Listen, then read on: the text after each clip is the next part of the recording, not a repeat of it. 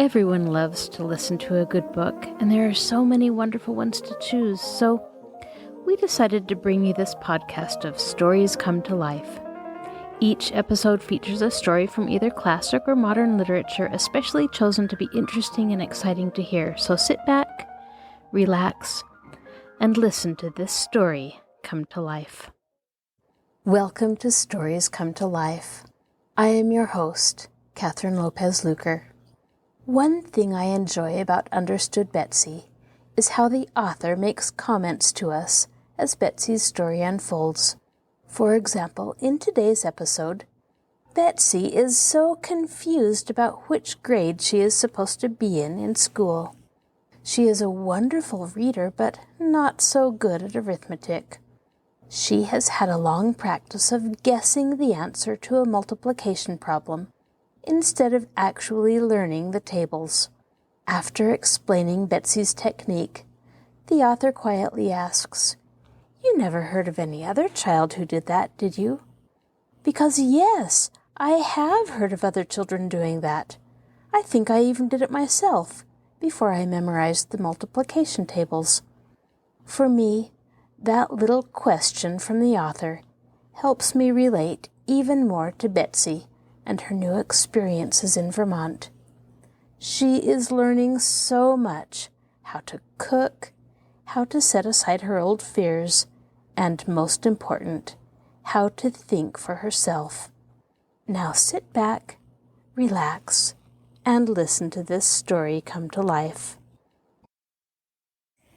Understood Betsy. Chapter 5. What grade is Betsy?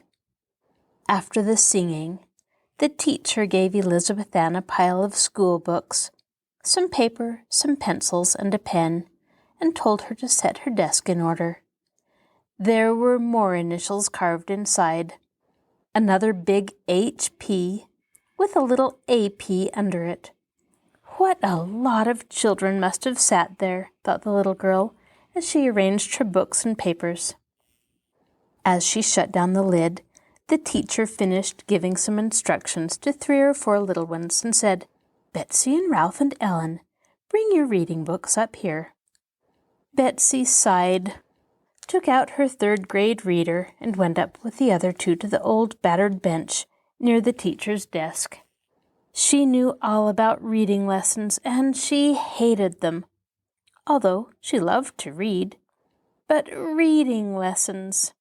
You sat with your book open at some reading that you could do with your eyes shut, it was so easy, and you waited and waited and waited, while your classmates slowly stumbled along, reading aloud a sentence or 2 apiece, until your turn came to stand up and read your sentence or 2, which by that time sounded just like nonsense, because you'd read it over and over so many times to yourself before your chance came.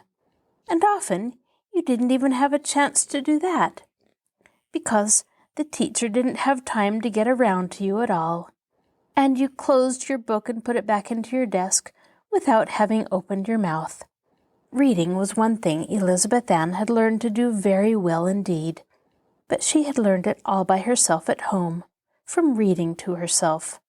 Aunt Frances had kept her well supplied with children's books from the nearest public library.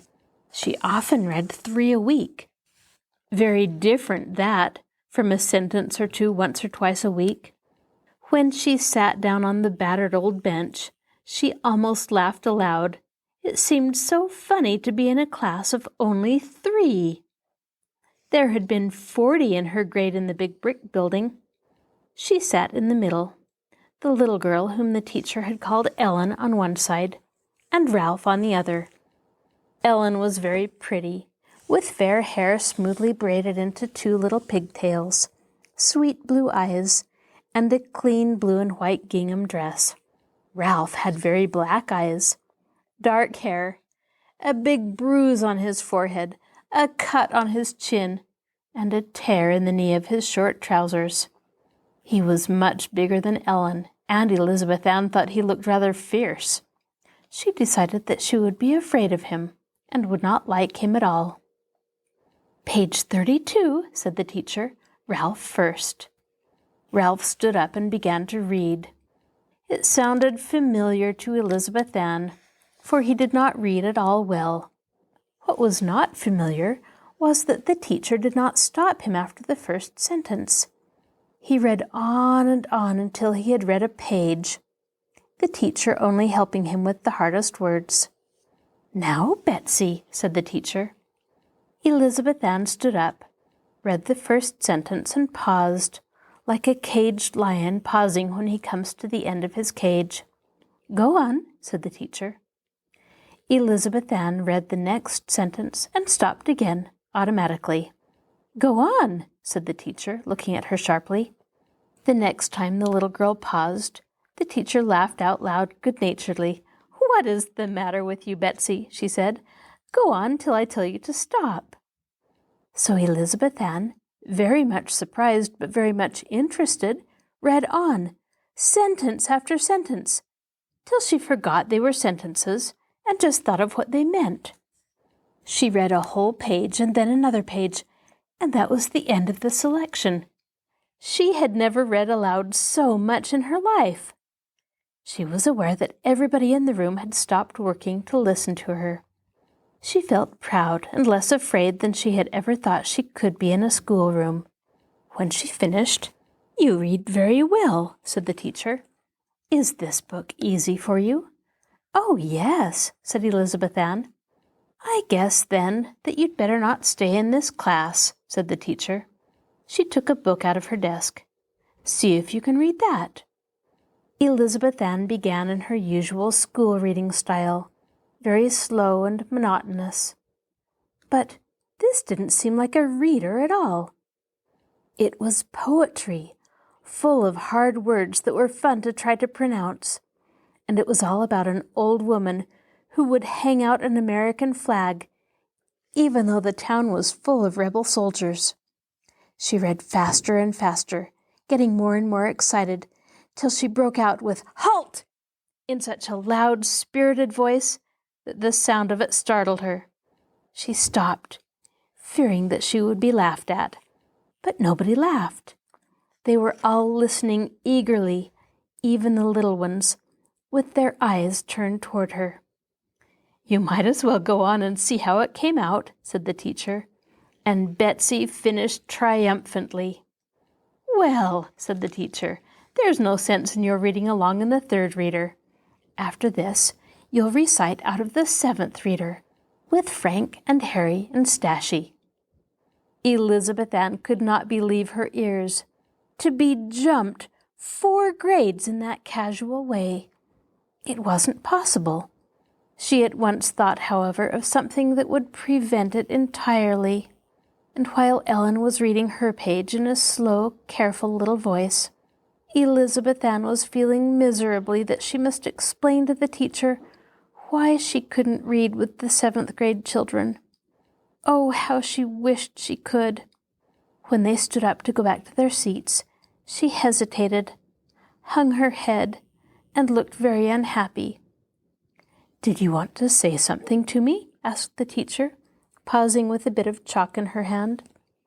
The little girl went up to her desk and said what she knew it was her duty to confess. "I can't be allowed to read in the 7th reader. I don't write a bit well, and I never get the mental number work right. I couldn't do anything with 7th grade arithmetic." The teacher looked blank and said, "I didn't say anything about your number work. I don't know anything about it. You haven't recited yet." She turned away and began to write a list of words on the board. "Betsy, Ralph, and Ellen study their spelling," she said. "You little ones come up for your reading." 2 little boys and 2 little girls came forward, as Elizabeth Ann began to con over the words on the board. At first, she found she was listening to the little chirping voices as the children struggled with their reading, instead of studying doubt, travel, cheese, and the other words in her lesson. But she put her hands over her ears and her mind on her spelling. She wanted to make a good impression with that lesson. After a while, when she was sure she could spell them all correctly, she began to listen and look around her. She always got her spelling in less time than was allowed the class, and usually sat idle, looking out of the window until that study period was over.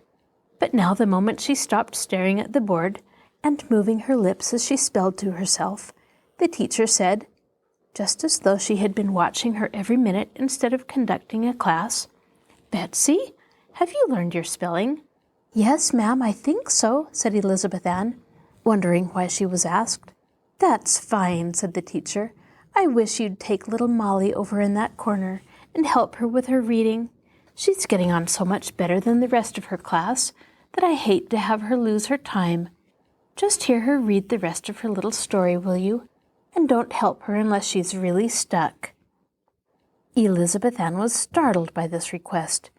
She had never heard of such a thing in a schoolroom. She felt very uncertain of herself as she sat down on a low chair, with the child leaning on her knee. And yet, she was not exactly afraid either, because Molly was such a shy, tiny, roly-poly thing, with her crop of yellow curls, and her bright blue eyes so serious, as she looked hard at the book and began, "Once there was a rat.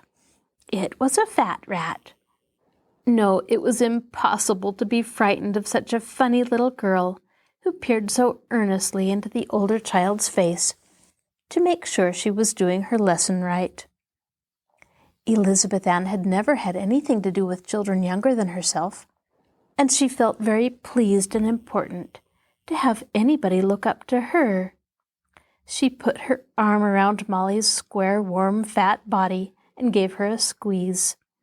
Molly snuggled up closer, and the two children put their heads together over the printed page, Elizabeth Ann correcting Molly gently when she made a mistake, and waiting patiently when she hesitated.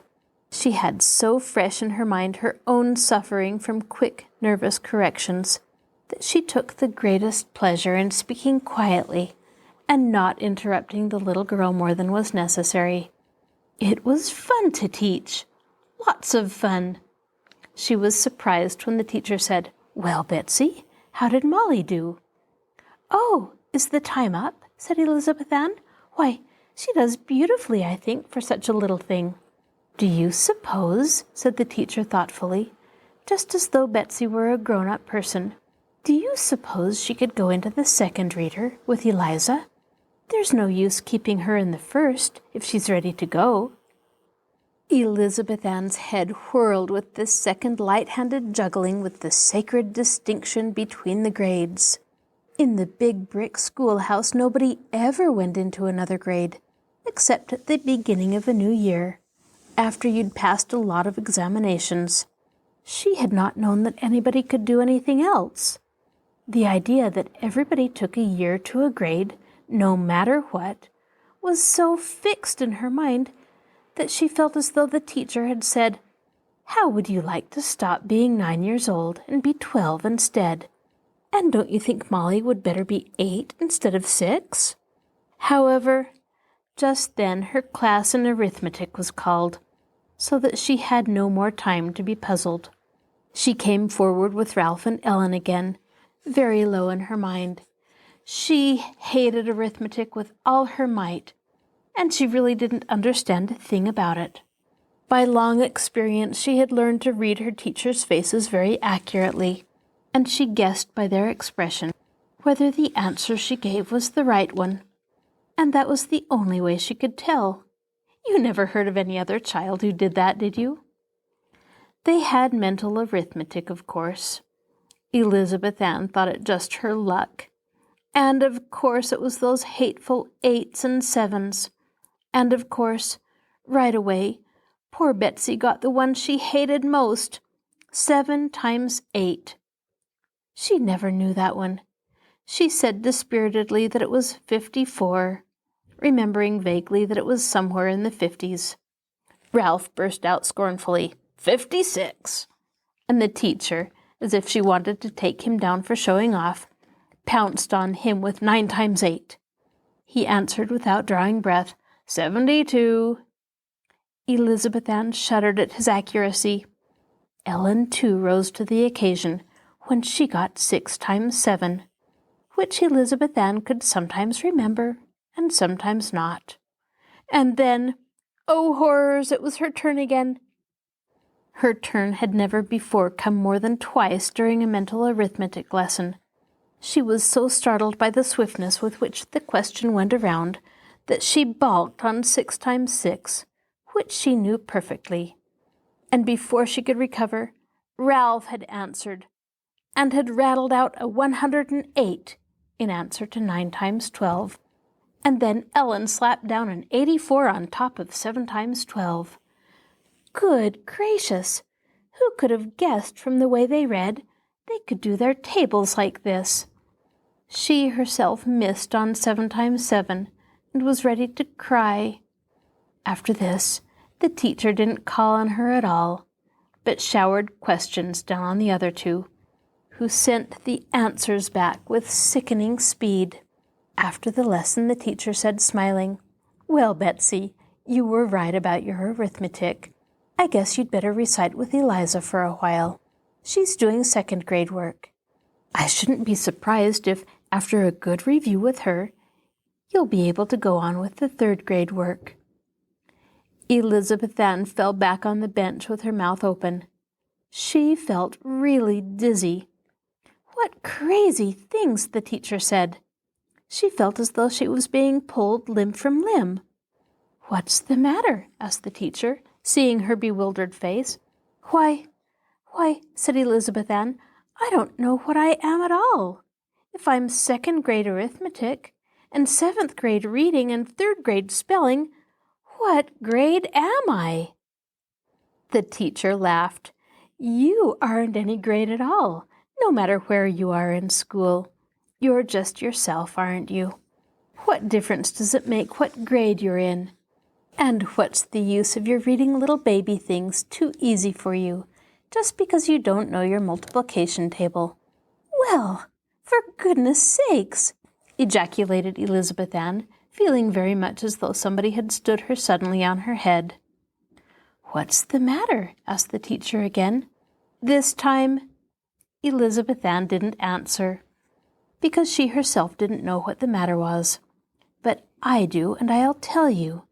The matter was that never before had she known what she was doing in school. She had always thought she was there to pass from one grade to another, and she was ever so startled to get a glimpse of the fact that she was there to learn how to read and write and cipher and generally use her mind, so she could take care of herself when she came to be grown up. Of course, she didn't know that until she did come to be grown up, but in that moment she had her first dim notion of it, and it made her feel the way you do when you're learning to skate, and somebody pulls away the chair you've been leaning on and says, "Now, go it alone." The teacher waited a minute. When Elizabeth Ann didn't say anything more, she rang a little bell. "Recess time," she said. As the children marched out and began putting on their wraps, she followed them into the cloakroom, pulled on a warm red cap and a red sweater, and ran outdoors herself. "Who's on my side?" she called, and the children came darting out after her. Elizabeth Ann had dreaded the first recess time with the strange children, but she had no time to feel shy, for in a twinkling she was on one end of a long rope with a lot of her schoolmates, pulling with all her might against the teacher and 2 of the big boys. Nobody had looked at her curiously. Nobody had said anything to her beyond a loud, "Come on, Betsy," from Ralph, who was at the head on their side. They pulled and they pulled, digging their feet into the ground and bracing themselves against the rocks, which stuck up out of the playground. Sometimes the teacher's side yanked them along by quick jerks, and then they'd all set their feet hard when Ralph shouted out, "Now all together!" and they'd slowly drag the other side back. And all the time everybody was shouting and yelling together with the excitement. Betsy was screaming too, and when a wagon passing by stopped, and a big, broad-shouldered farmer jumped down laughing, put the end of the rope over his shoulder, and walked off with the whole lot of them till he had pulled them clear off their feet, Elizabeth Ann found herself rolling over and over with a breathless, squirming mass of children, her laughter rising even above the shouts of the others. She laughed so she could hardly get up on her feet again. It was such an unexpected ending to the tug-of-war. The big farmer was laughing too. "You ain't so smart as you think you are you?" He jeered at them good-naturedly. Then he started yelling, "Whoa there!" to his horses, which had begun to walk on. He had to run after them with all his might, and just climbed into the back of the wagon and grabbed the reins the very moment they broke into a trot. The children laughed, and Ralph shouted after him, "Hi there, Uncle Nate! Who's not so smart as he thinks he is now?" He turned to the little girls near him. "They almost got away from him that time," he said. "He's awful foolish about leaving them standing while he's funning or something. He thinks he's awful funny anyhow. Some day they'll run away on him, and then where'll he be?" Elizabeth Ann was thinking to herself that this was one of the queerest things that had happened to her even in this queer place. Never once had any grown-up passing the playground of the big brick building dreamed of such a thing as stopping for a minute to play. They never even looked at the children, any more than if they were in another world. In fact, she had felt the school was in another world. "Ralph, it's your turn to get the water," said the teacher, handing him a pail. "Want to go along?" said Ralph gruffly to Ellen and Betsy. He led the way, and the two little girls walked after him. Now that she was out of a crowd, Elizabeth Ann felt all her shyness come down on her like a black cloud, drying up her mouth and turning her hands and feet cold as ice. Into one of these cold hands she felt small, warm fingers slide.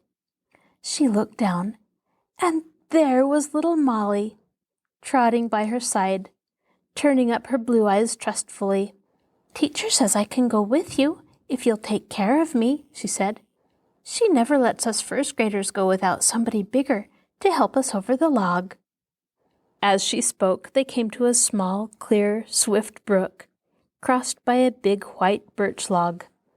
Elizabeth Ann was horribly afraid to set foot on it, but with little Molly's hand holding tightly to hers, she was ashamed to say she was afraid.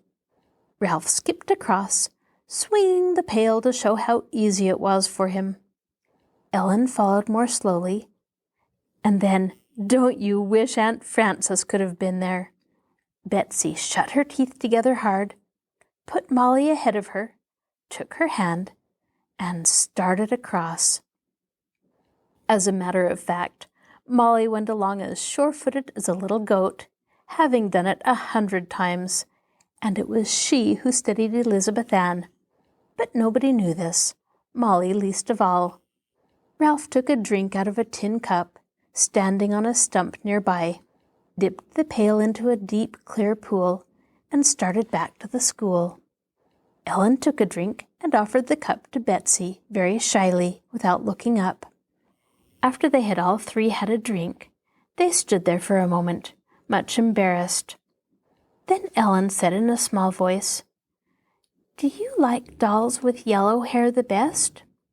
Now it happened that Elizabeth Ann had very positive convictions on this point, which she had never spoken of, because Aunt Frances didn't really care about dolls.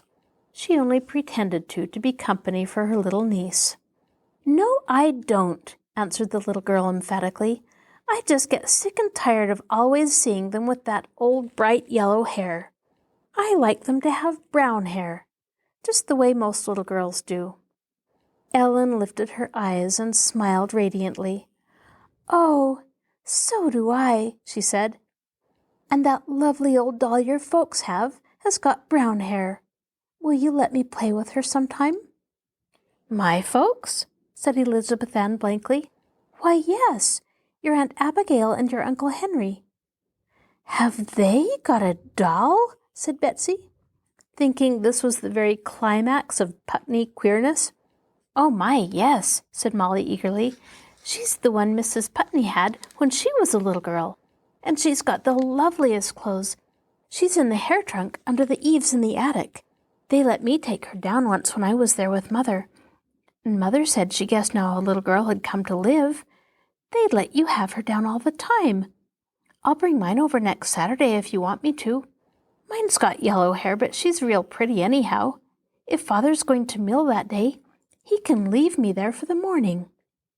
Elizabeth Ann had not understood more than 1 word in 5 of this, but the school bell rang, and they went back, little Molly helping Elizabeth Ann over the log, and thinking she was being helped, as before. They ran along to the little building, and there I'm going to leave them, because I think I've told enough about their school for one while. It was only a poor, rough district school anyway, that no city superintendent of schools would have looked at for a minute, except to sniff. Chapter 6. If you don't like conversation in a book, skip this chapter. Betsy opened the door and was greeted by her kitten, who ran to her, purring and arching her back to be stroked. "Well," said Aunt Abigail, looking up from the pan of apples in her lap, "I suppose you're starved, aren't you? Get yourself a piece of bread and butter, why don't you, and have one of these apples." As the little girl sat down by her, munching fast on this provender, she asked, "What desk did you get?" Elizabeth Ann thought for a moment, cuddling Eleanor up to her face. "I think it's the 3rd from the front in the 2nd row." She wondered why Aunt Abigail cared. "Oh, I guess that's your Uncle Henry's desk. It's the one his father had, too. Are there a couple of HPs carved on it?" Betsy nodded. "His father carved the HP on the lid, so Henry had to put his inside. I remember the winter he put it there.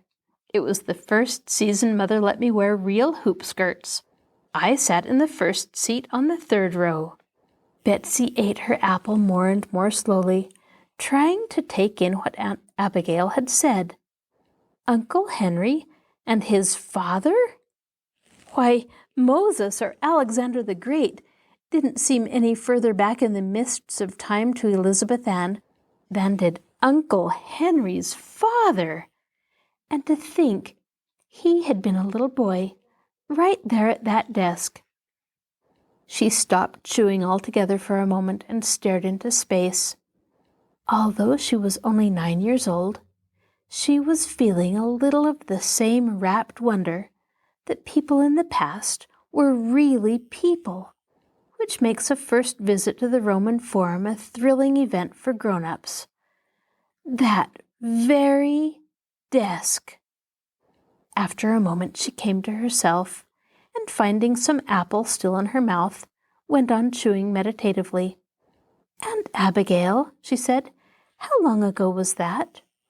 "Let's see," said the old woman, peeling apples with wonderful rapidity.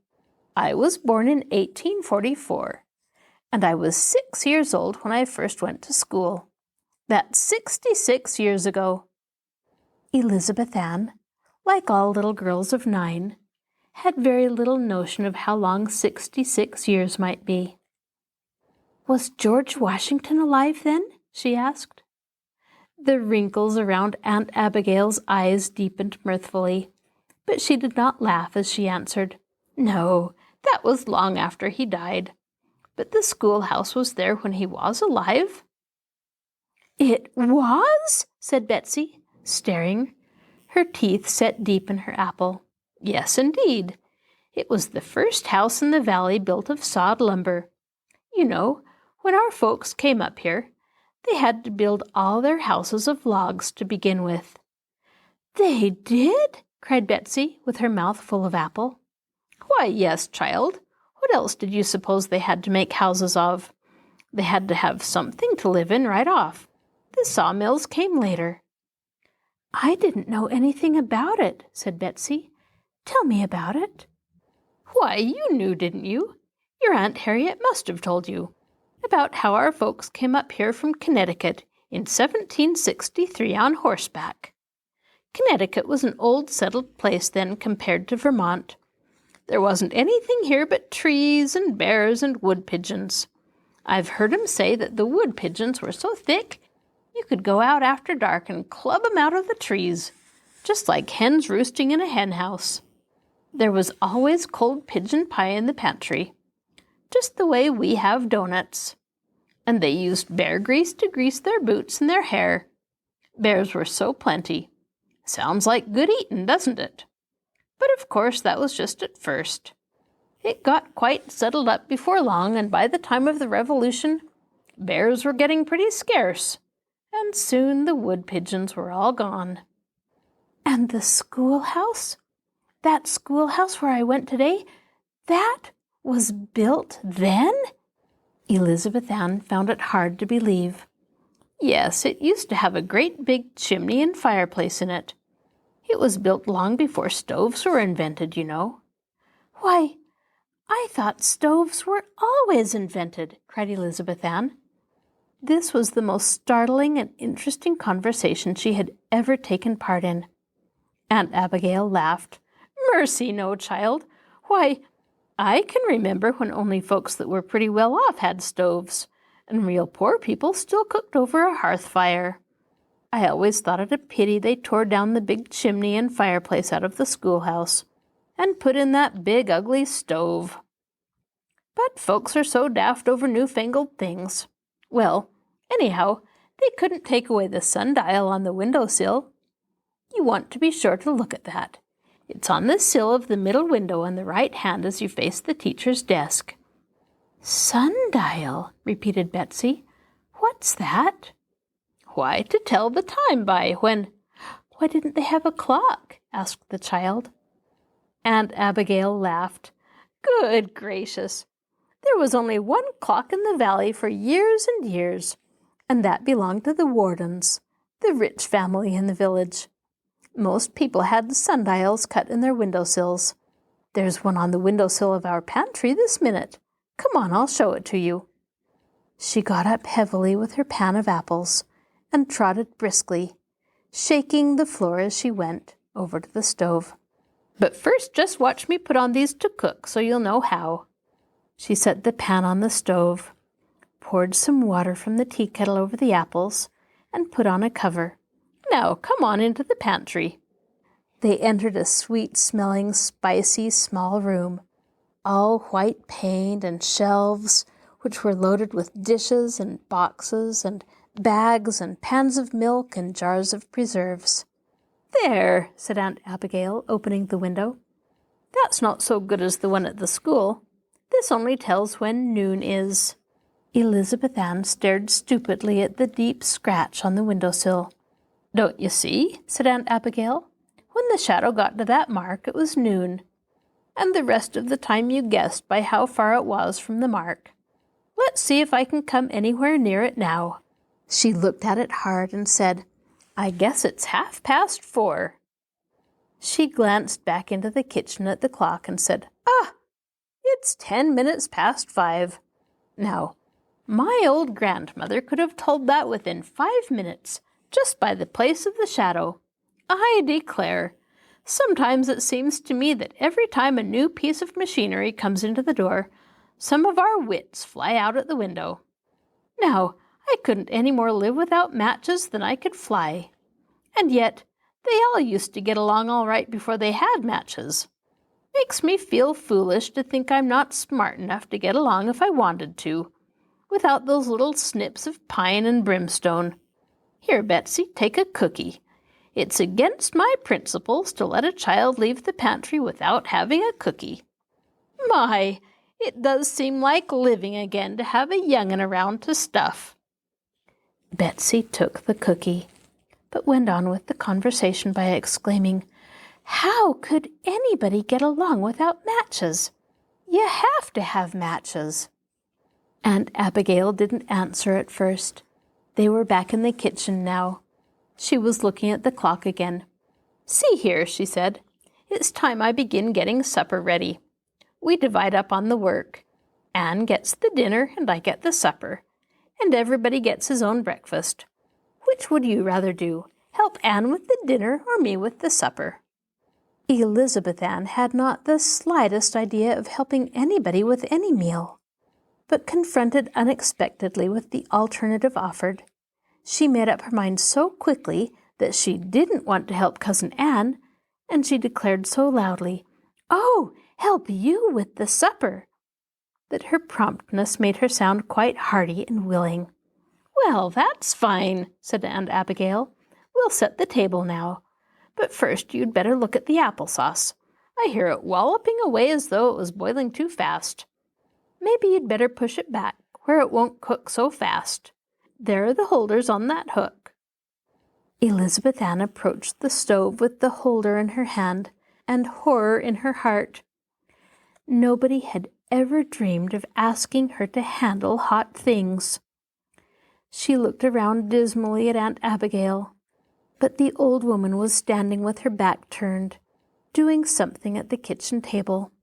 Very gingerly, the little girl took hold of the handle of the saucepan, and very gingerly she shoved it to the back of the stove. And then she stood still a moment to admire herself. She could do that as well as anybody. "Why," said Aunt Abigail, as if remembering that Betsy had asked her a question, "any man could strike a spark from his flint and steel that he had for his gun, and he'd keep striking it till it happened to fly out in the right direction, and you'd catch it in some fluff where it would start to smolder, and you'd blow on it till you got a little flame, and drop tiny bits of shaved-up dried pine on it, and so, little by little, you'd build your fire up." "But it must have taken forever to do that." "Oh, you didn't have to do that more than once in ever so long," said Aunt Abigail briskly. She interrupted her story to say, "Now you put the silver around while I cream the potatoes. It's in that drawer. A knife, a fork, and 2 spoons for each place. And the plates and cups are up there behind the glass doors. We're going to have hot cocoa again tonight." As the little girl, hypnotized by the other's casual, offhand way of issuing instruction, began to fumble with the knives and forks, she went on, "Why, you'd start your fire that way, and then you'd never let it go out. Everybody that amounted to anything knew how to bank the hearth fire with ashes at night, so it would be sure to last. And the first thing in the morning, you got down on your knees and poked the ashes away very carefully till you got to the hot coals. Then you'd blow with the bellows and drop in pieces of dry pine. Don't forget the water glasses. And you'd blow gently till they flared up and the shavings caught. And there your fire would be kindled again. The napkins are in the second drawer." Betsy went on setting the table, deep in thought, reconstructing the old life. As she put the napkins around, she said, "But sometimes it must have gone out." "Yes," said Aunt Abigail, "sometimes it went out, and then one of the children was sent over to the nearest neighbor to borrow some fire. He'd take a covered iron pan fastened onto a long hickory stick and go through the woods. Everything was woods then, to the next house, and wait till they had their fire going and could spare him a pan full of coals. And then, oh, don't forget the salt and pepper. He would lug it home as fast as he could streak it, to get there before the coals went out. Say, Betsy, I think that applesauce is ready to be sweetened. You do it, will you? I've got my hands in the biscuit dough. The sugar's in the left-hand drawer in the kitchen cabinet." "Oh, my!" cried Betsy, dismayed. "I don't know how to cook." Aunt Abigail laughed and put back a strand of curly white hair with the back of her floury hand. "You know how to stir sugar into your cup of cocoa, don't you?" "But how much shall I put in?" asked Elizabeth Ann, clamoring for exact instruction, so she wouldn't need to do any thinking for herself. "Till it tastes right," said Aunt Abigail carelessly. "Fix it to suit yourself, and I guess the rest of us will like it. Take that big spoon to stir it with." Elizabeth Ann took off the lid and began stirring in sugar a teaspoonful at a time. But she soon saw that made no impression. She poured in a cupful, stirred it vigorously, and tasted it. Better, but not quite enough. She put in a tablespoonful more and tasted it, staring off into space as she concentrated her attention on the taste. It was quite a responsibility to prepare the applesauce for a family. It was ever so good, too, but maybe a little more sugar. She put in a teaspoonful and decided it was just exactly right. "Done?" asked Aunt Abigail. "Take it off, then, and pour it out in that big yellow bowl, and put it on the table in front of your place. You made it, so you ought to serve it." "It isn't done, is it?" asked Betsy. "That isn't all you do to make applesauce." "Well, what else could you do?" asked Aunt Abigail. "Well," said Elizabeth Ann, very much surprised, "I didn't know it was so easy to cook." "Easiest thing in the world," said Aunt Abigail gravely, with the merry wrinkles around her merry old eyes, all creased up with silent fun. When Uncle Henry came in from the barn, with old Shep at his heels, and Cousin Ann came down from upstairs, where her sewing machine had been humming like a big bee, they were both duly impressed when told that Betsy had set the table and made the applesauce. They pronounced it very good applesauce indeed, and each sent a saucer back to the little girl for a second helping. She herself ate 3 saucerfuls. Her own private opinion was that it was the very best applesauce ever made.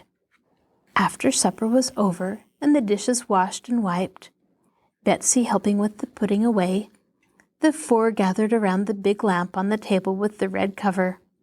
Cousin Ann was making some buttonholes in the shirtwaist she had constructed that afternoon. Aunt Abigail was darning socks, and Uncle Henry was mending a piece of harness.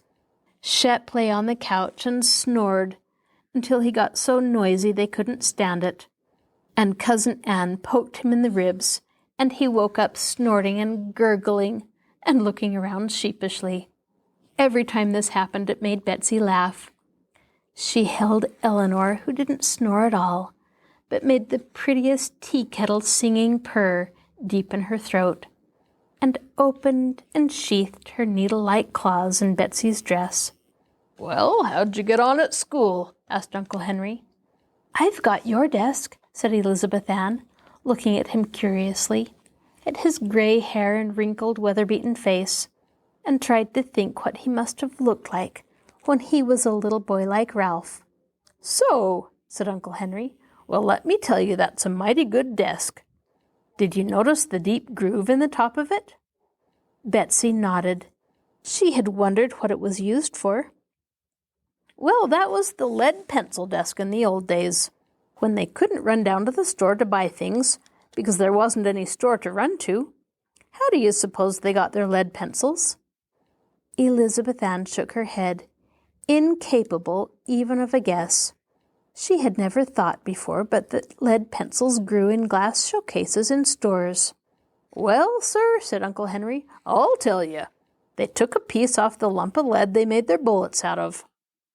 They melted it over the fire in the hearth down at the schoolhouse till it would run like water, and poured it in that groove. When it cooled off, there was a long streak of solid lead, about as big as one of our lead pencils nowadays.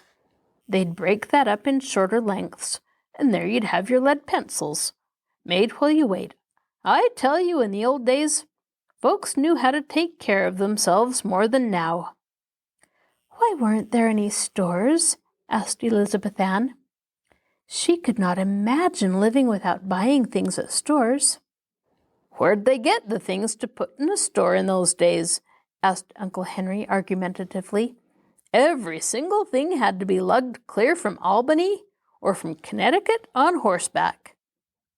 "Why didn't they use wagons?" asked Elizabeth Ann. "You can't run a wagon unless you've got a road to run it on, can you?" asked Uncle Henry. "It was a long, long time before they had any roads. It's an awful chore to make roads in a new country all woods and hills and swamps and rocks. You were lucky if there was a good path from your house to the next settlement." "Now, Henry," said Aunt Abigail, "do stop going on about old times long enough to let Betsy answer the question you asked her. You haven't given her a chance to say how she got on at school." "Well, I'm awfully mixed up," said Betsy complainingly. "I don't know what I am. I'm second grade arithmetic, and third grade spelling, and seventh grade reading, and I don't know what in writing or composition. We didn't have those."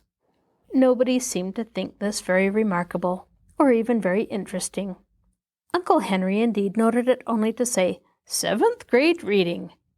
He turned to Aunt Abigail. "Oh, Mother, don't you suppose she could read aloud to us evenings?" Aunt Abigail and Cousin Anne both laid down their sewing to laugh. "Yes, yes, Father, and play checkers with you too, like as not."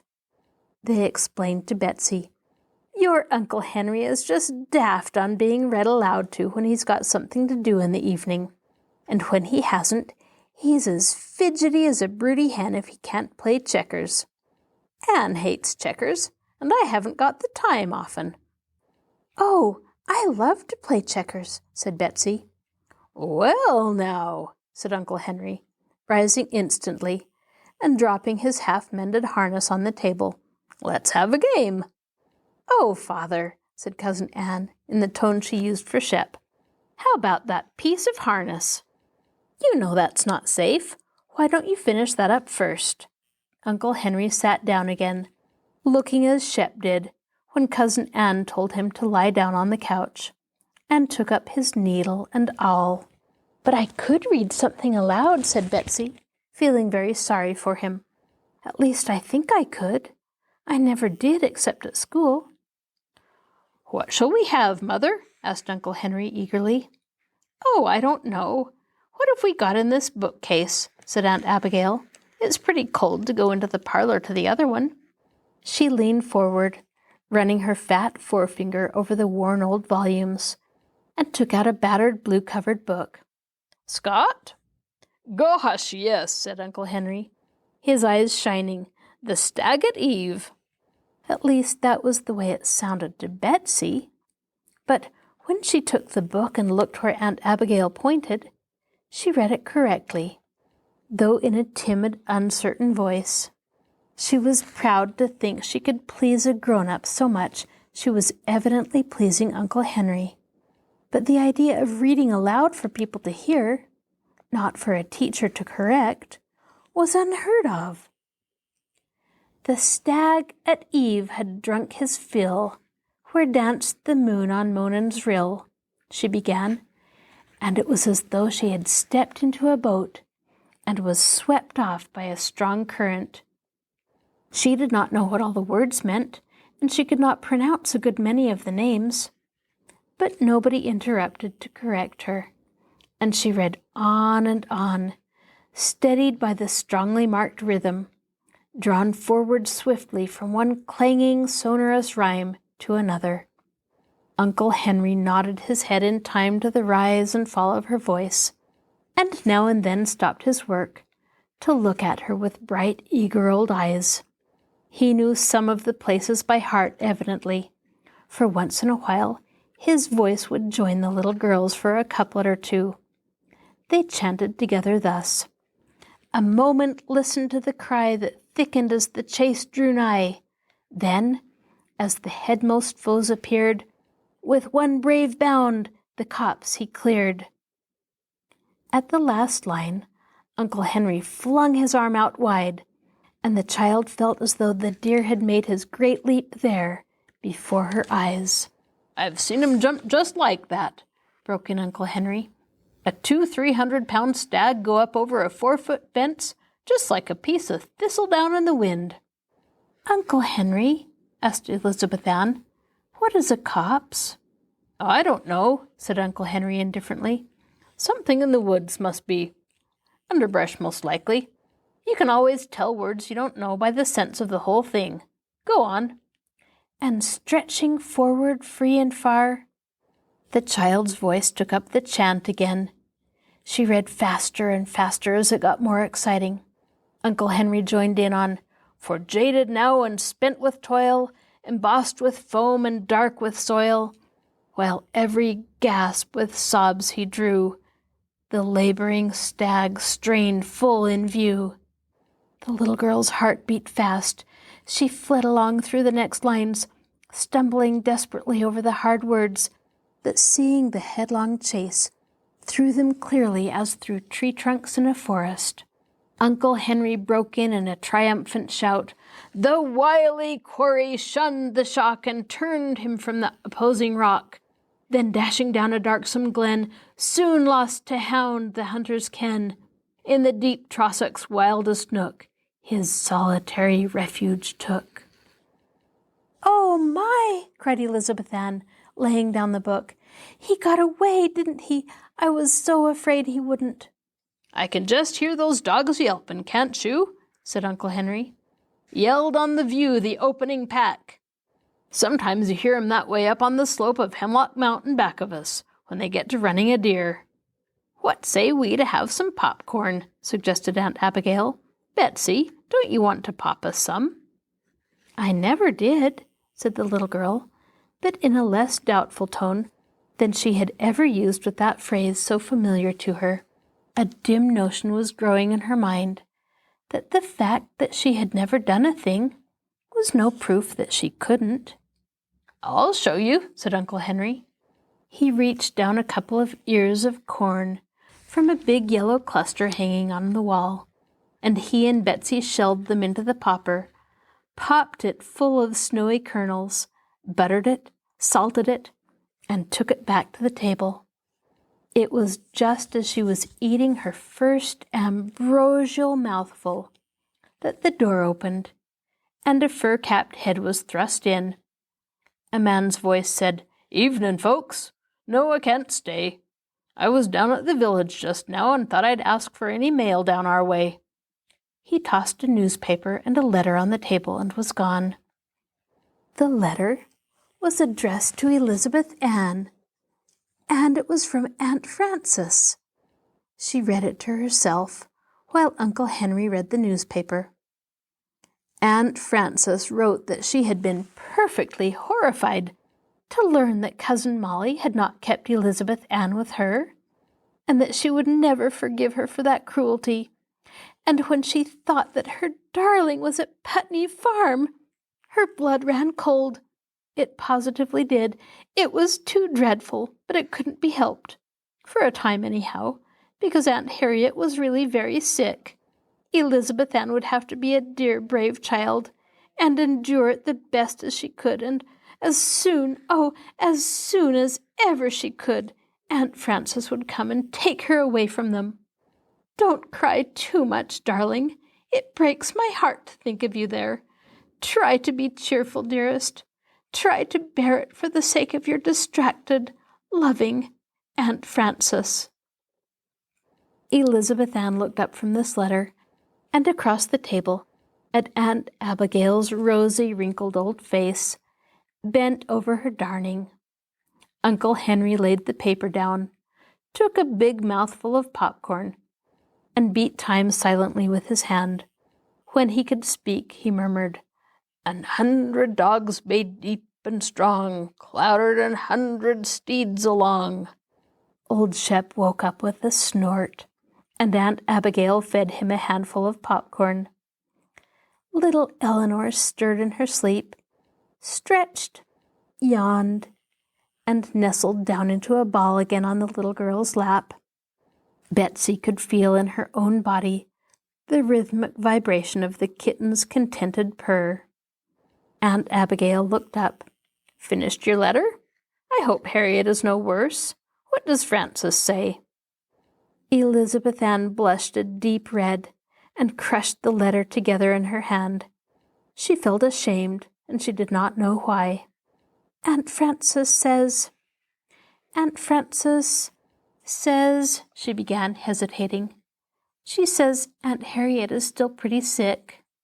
She stopped, drew a long breath, and went on, "And she sends her love to you." Now, Aunt Frances hadn't done anything of the kind, so this was really a whopping fib. But Elizabeth Ann didn't care if it was. It made her feel less ashamed, though she didn't know why. She took another mouthful of popcorn, and stroked Eleanor's back. Uncle Henry got up and stretched. "It's time to go to bed, folks," he said. As he wound the clock, Betsy heard him murmuring, "But when the sun his beacon red." This is your host, Kathryn Lopez Luker. Thank you for joining us for this episode of Stories Come to Life. Be sure to join us next time when we continue to listen to Understood Betsy. You can find a link to our podcast on the Marshall Public Library webpage, www.marshallpl.org. I'll talk to you again soon.